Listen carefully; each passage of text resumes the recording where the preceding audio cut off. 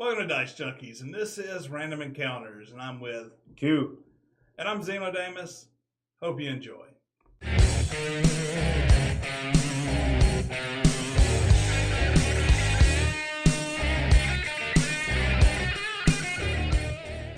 We've also got people want to see the list for random encounters. Yeah. See what's up for grabs. People have complained about the we quit showing the list and by we, for random encounters. What, man? He didn't want y'all to see his horrible typing and spelling. I can understand that. Yes, I did actually correct most of the spelling. Yeah, I've noticed all the red lines are gone, like where everything was misspelled. You were just like, whatever. Well, I mean, it's one of those things, dude. When I type it up for myself, what's a typo? It doesn't matter. Now there's a message you were inconsistent with your capitalization now still. So. Yeah, well.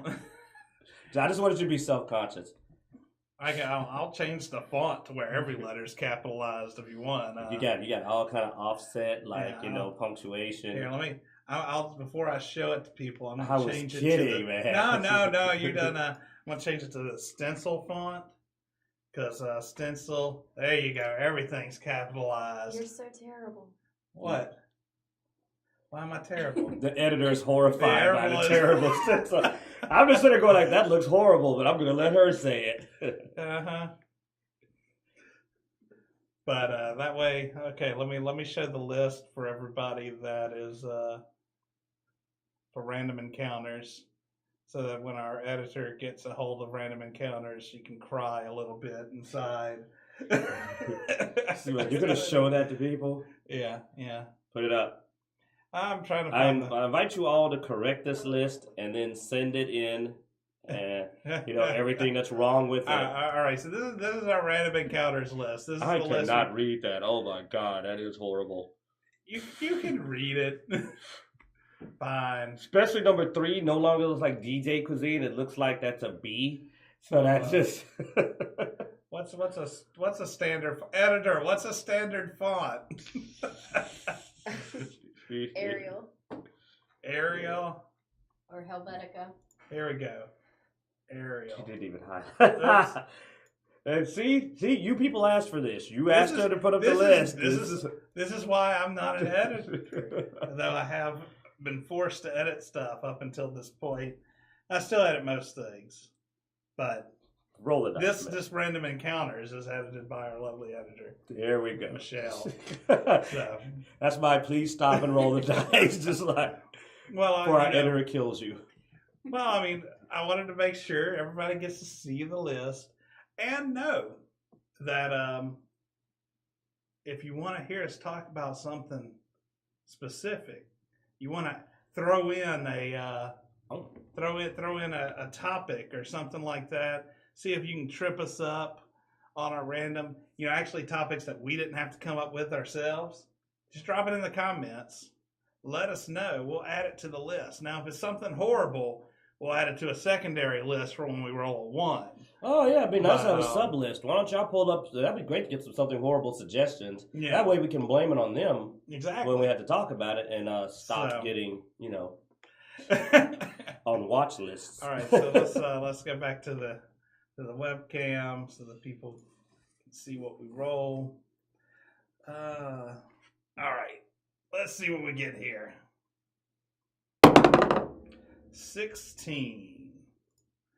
So 16 on our list was what makes a good reboot. So we've seen several reboots throughout the years with a lot of movies lately, and most of them are not. We're going to do movies this time.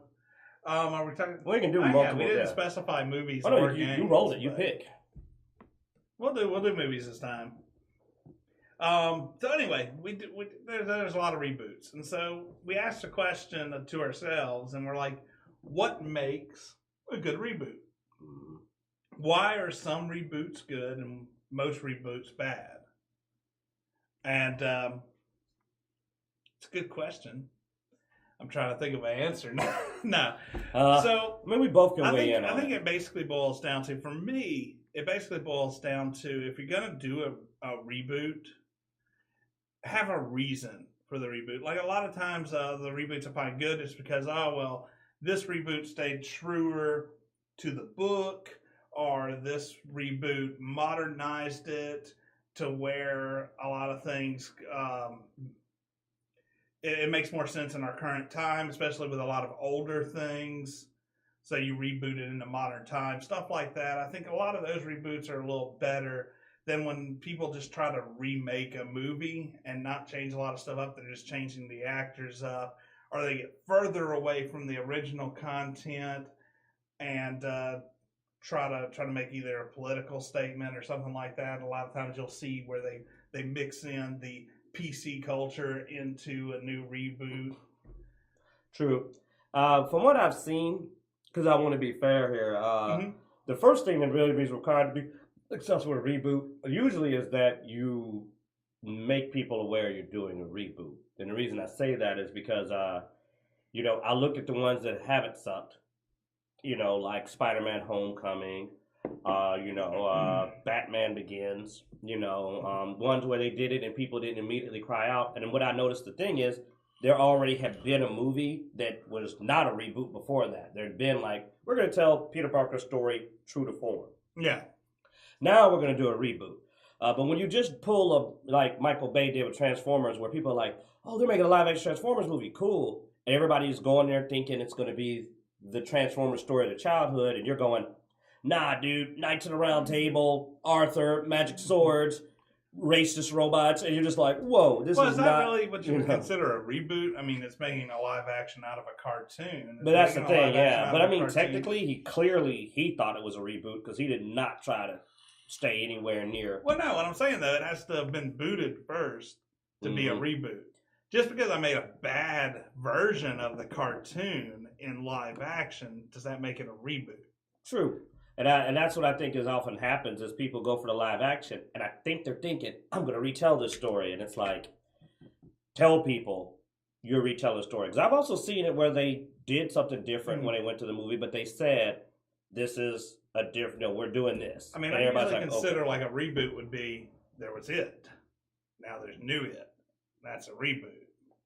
I would not consider the MCU like a reboot because it's taking content from another source, but it's not taking content from a movie or a TV show. It's changing media.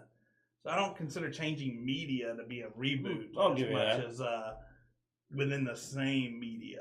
But like I said, I've noticed most of the good reboots usually had a decent series of movies before them. And that kind of led into the reboot going well because we were like, we've got this one, we've got the reboot. But when you don't have that, like you said, even if you're just doing a change of medium or if the movies before are really bad, it just doesn't seem to go as well. Other than that, you need to have a direction. Decide what you're going to do with your reboot and stick to it. Like Spider-Man Homecoming changed a lot. Like MJ, a lot of things got switched around. But I liked it because from the beginning to end, you knew you were watching a different story. So there wasn't that identity crisis. There's the word I'm looking for. That identity crisis where it's they weren't trying to just do the same. Yeah, they weren't trying to do the same story. They said this is an original story. This is we're taking a new look, and you knew that up front. I think they did a good job. And they did it from the beginning so that you knew, like from the way they started off with Tony Stark. You knew this is not the traditional Spider-Man story. And what I really hate is when a movie kind of looks like what you like, the original material for a while, and then it deviates, and you kind of get thrown off because you were like, oh, okay, Batman, yeah. And it's like, wait, what? That just turned left field out of nowhere. Do it from the start, roll with it. And honestly, it's a shot in the dark. When you're doing beloved material, you're always going to have people that hate it.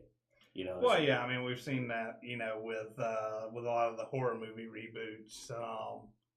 Oh man, oh gosh, it's about the only one I think that's came out that wasn't panned terribly. Like people hated Friday the 13th. I watched some of them that I didn't think were horrible, but they got horrible reviews because of the fact that you're taking something that almost has a cult following and redoing it. And that's dangerous. That is dangerous for any producer or director that takes on that role of taking something that beloved and redoing it. It's usually just a bad idea. If it's that beloved, just go hey, awesome. Let's clean up the footage and do a remastered version, the audio stuff like that. But let's not refilm this. That's just a bad idea.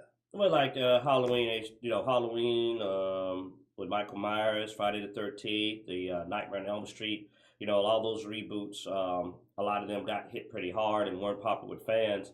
And it's like you said, they took something that was very beloved, and really, honestly, I think why they failed is because the reboots, while they were reboots, there was nothing that new or interesting. It was just different, but it wasn't special. Like, think about it. Have you seen the Nightmare on Elm Street reboot? Mm-hmm. They didn't go in a new, interesting direction like Spider-Man: Homecoming. It was still Freddy Krueger's story. Well, I mean, and also here's more. Here's the other thing. I mean, like, with all today's increased technology and filming and CGI and graphics and all that stuff, you really had this chance of really stepping up your game in Nightmares. They didn't. Yeah. Like Freddy, Krueger did not even look scarier, I don't believe, than the previous. And no inventiveness in the previous Nightmare on Elm Street. He had these, like, still to this day, cult classic kills that were like the kid gets pulled into bed and blood sprays on the ceiling. The claw comes out the tub. There was no interesting shot like that. So now I said, well, maybe they're going to tell more about his backstory, give it deeper. No, there's nothing. You're like, this reboot had nothing new to offer me. You didn't take advantage of these massive special effects. But we need to roll another one. But I mean, I could go on and on about bad reboots. Roll us a die, man. Really, dude? That's twice in a row. Something horrible. Oh, I hate you. You're horrible. Well, as you know, everybody, we have had a crit failure. We rolled a 1, which means that we are now going to talk about something horrible. Last time you rolled it. The last time we tried to go a little nice because we're scared I was gonna get us yanked off the Twitch. This is live. It's on Twitch, and we're not rated explicit.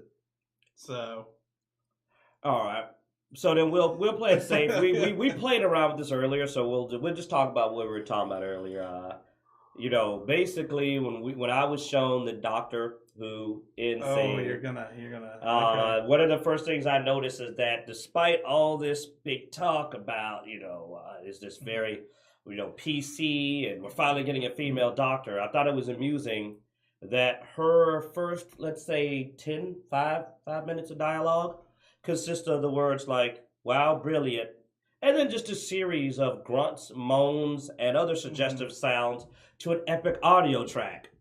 And I sat here thinking, now people looked at us and said, oh man, you're kind of railing against that, man. Y'all are being sexist. It's like, no, I just didn't like the outfit. But now I'm looking to listen to the audio track and going like, well, why didn't anybody say anything about the fact that that's all the dialogue for 5 minutes straight? I think the reason why you noticed the grunts and the moans and all that stuff so much on that end dialogue is also you're not a Doctor Who fan. That's the only part of it you really saw because I was showing you the regeneration of the new Doctor because you would ask a question and you would ask several people about what they thought about the new Doctor because he knew that the regeneration was coming up and we have been talking about the new Doctor and so forth and we had mixed comments. Some people were like, oh, I'm already in love with the new Doctor. Some people were like, yeah, I don't, I still haven't built an opinion. And so I was like, I really was surprised at the people who were already in love with the new Doctor because I was like, dude, you get 5 seconds, 10 seconds of screen time. And the only thing that's said is, oh, brilliant, and a bunch of grunts, Hey, because stuff's happening. Now, I admit I did not notice how horrible. His face! We should have filmed it. I did not realize how horrible it sounded when I watched it because I was looking at the visuals and all the stuff going on, trying to catch if there was any sort of Easter eggs and stuff like that. Not necessarily listening as much as you. But as I tend to look when I'm sitting there listening to stuff. I'll sometimes glance away and like when I took my eyes off the screen, I was just like. Like, I turned sideways and I went, that sounds odd. And I looked back at the screen and I was like, oh, man. And he saw me sitting here just getting like, as it was going on. Now, it's not my fault you replayed it with the video off and horrified yourself. Well, because I was like, no, okay, it does sound bad. Let me do the full test. And then I was like, did I leave Pornhub up in the background? You know, I mean, all I'm saying is that if you pulled Pornhub up and turned off the audio of Pornhub and then played the Doctor Who audio without the video, it's like the most epic porn scene because the music's awesome with it. And then like near the end, it builds up and you're just like, yeah, it was rough. It was rough. Now, I'm just amused that the SJW didn't catch that, and I caught that, and they didn't go like. I don't think everybody's mind is as much in the gutter as yours. That's where I'm going to go with it. So, you know, and of course, with all the Doctor Who fans out there already, that was definitely horrible.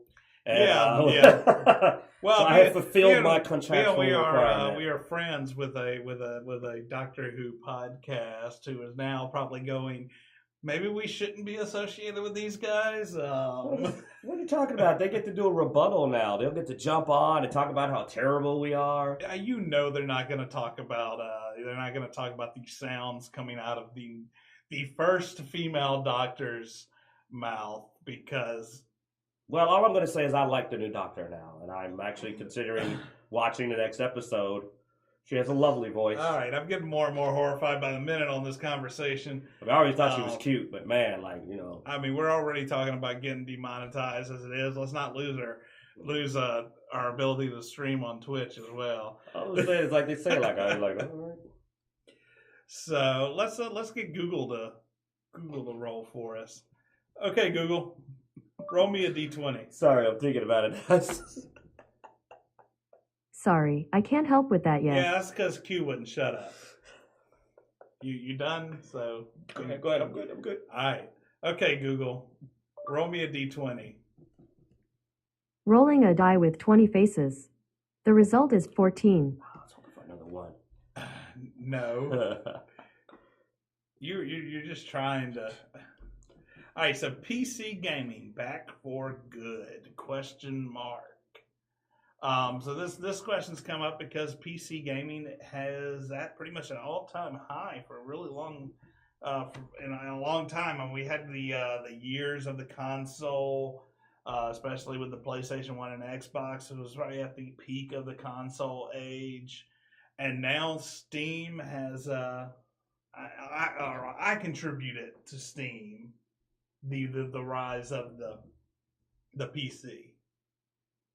Steam is a big factor in this. Mm-hmm. I mean, honestly, if PC gaming could thank anybody for being one of its backbones, it's definitely Steam.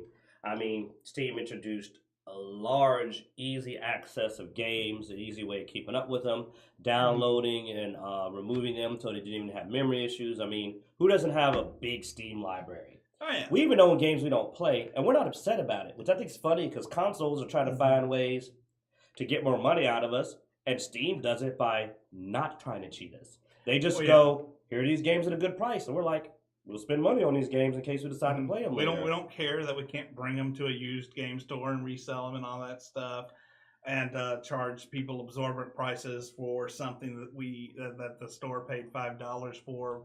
Dude, I played half my library and don't mind. I bought games pretty much like I'm adding in my collection because Steam's not forcing it down my throat and they're not trying to. It's not just that, too. You know, try to bring back an open game to a store and they give you a lot of crap. But with Steam, if I get a game, I install it and I play it for an hour and it's just really bad. It's like one button, two buttons to return that game and go, yeah, no, that's a horrible game. And just by having that, they make it so that if it's a really cheap game, half the time you're like, don't worry about it. Yeah. Because, you know you have the option. And this is the thing that I've always been amazed with businesses not getting, which is, guess what? Being a good business that treats your customers well will make you money. You don't have to try to cheat, steal, or manipulate. People will give you money if you just treat them halfway decent. Honestly, look at the time. Look at the time. We have all this free content, YouTube, Twitch, all this stuff. And you guys, the people that view us, and if you view these people, they support them on Patreon, support them by subscribing, stuff like that. Mm-hmm. And they don't have to do that. You know, they're actually willing to give money for good content without the requirement for money. Yeah, I'll do that. I'm gonna lie. I've even gotten content that was supposed to not be free. Gamers definitely tend to be a relatively generous group of people that are willing to support things that entertain them. Well, it's our hobby, and we're willing to spend on our hobby, and it's not a big deal. It's really as much about choice. People find out you're trying to take their money, they won't give you a penny. If you're not trying to take their money, people will be more generous with you. A good example is Wikipedia. Wikipedia frequently will pop up sometimes, and I use Wikipedia all the time, and they'll go, "Hey man, we kind of need some cash." Yeah, you know what I do? You brought up choice. Yeah, I donate every time. That's something that I also want to hit on. Why this question, PC gaming back for good, is really a question is because, okay, why is it a question? Is there a chance that it's not back for good? And I think there is. And it's actually the fault of choice, or I guess no choice. And that's stuff like Origin and Ubisoft, and them making Steam alternatives and then removing their games from Steam, requiring you to use... And not even letting you buy it. Like, you want this game, you have to sign up for our little game. And usually it's annoying and it's doing all that stuff that Steam doesn't do. It's like, wearing the crap out of you, asking you for a lot of personal information. So instead of giving you a better experience and trying to get you to come over to their service because it's a better experience, they're actually forcing you, if you want to play this game, you have to use this service. And to me, that's the one thing that could kill PC gaming, is because I don't have to worry about what store I'm going to get a PlayStation or Xbox game. If I go to the PlayStation store, if I go to Walmart, if I go to GameStop, if I go to one of these places, I can buy the game.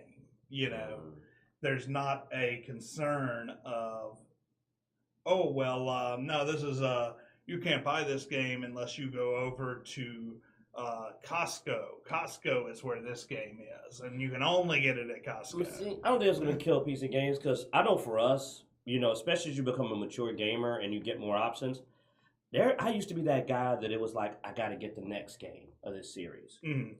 And now I'm that guy who has no problem going, no, you know what? There's other stuff to play. That's what's awesome about being a PC gamer. For example, we did not get the Shadows of War. And you know what? Don't miss it. No. I'm playing other stuff. There's enough options that I don't have to give my money to a game that's doing something I don't like. And you know what? I can't remember the last time I've played an EA and Origin game. It's been an extremely long time. And I don't intend to ever play it again. I found myself having to go over to Origin because I wanted to play Mass Effect Andromeda. And that was the only option, See, that was even more reason for me not to play Mass Effect Andromeda, because I really hated Origin. And that just was like, no, you won't get my cash. Well, a lot of people hated Mass Effect Andromeda. So. Yes. Well, at least you liked it, so you didn't go back to Origin for no reason. I did enjoy it. So. And I mean, it's not even that Origin's terrible. It's just comparatively, you forced me to come over here, and your system's annoying, and choice. Don't take away my choice. So final bit on that. So it's a question. It's an easy yes or no question. Do you think that PC gaming's back for good? Do you see the end of PC gaming coming up anytime soon? Not only is it back for good, I see PC gaming eventually either absorbing or phasing out consoles. All right. I'm going to say I actually agree with you. I was going to play the counter argument, but I'm a PC fan. So I can't say no to this. I want PC to make it. I think it's going to make it. I think it's back for good. And, my money's there to try to keep it there. So, well, just one final thing. There's, the reason why, literally our experience just recently with console. We just bought a game, and, the download, the stuff. I was just like, well, no. And that's another reason why PC gaming might be back for good, too, is if you look at consoles, they're getting more and more computer-like. You know, there's less and less exclusives to console. That's I'm just talking about that, dude. The biggest thing about a console used to be like, hey man, I bought blah. mhm. Now it's, hey, I bought blah. yeah. Downloading, connection lost. Downloading, sign in, give me your But name, it's not give me just your that, mother's it's just name. the read speeds and all that stuff. So it just takes a while to move it to the drive. It's not playing off the disc most of the time because the disc isn't fast enough anyway. So And in a weird thing, I've bought fighters on PC. Like just talking about fighting games in general, not talking about any in particular. mhm. But because we bought several fighters in the last year, and man, when I get a fighter on PC, it downloads, I can play.